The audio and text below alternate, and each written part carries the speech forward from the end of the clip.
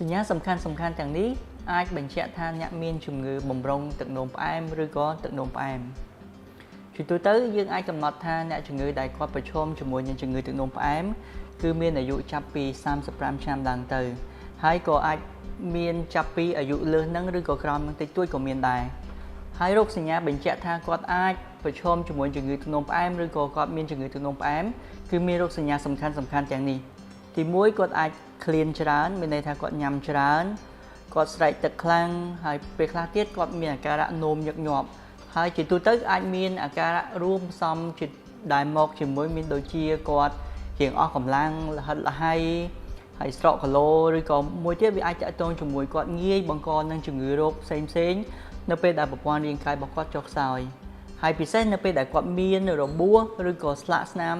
ដំបៅណាមួយធ្វើឲ្យដំបៅកន្លែងនោះក្រនឹងជាផងដែររីឯកត្តាប្រឈមអ្នកដែលមានជំងឺ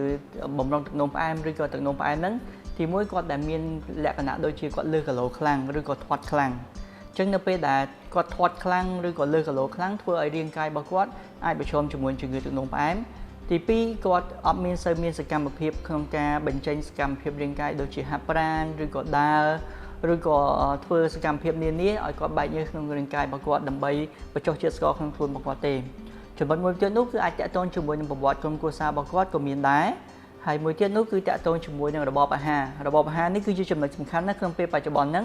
ទីមួយគាត់តាក់ទងជាមួយគាត់ចូលចិត្តញ៉ាំផ្អែមគាត់ចូលចិត្តញ៉ាំគ្រឿងកំប៉ុងឬក៏ភេសជ្ជៈដែលមានជាតិស្ករខ្ពស់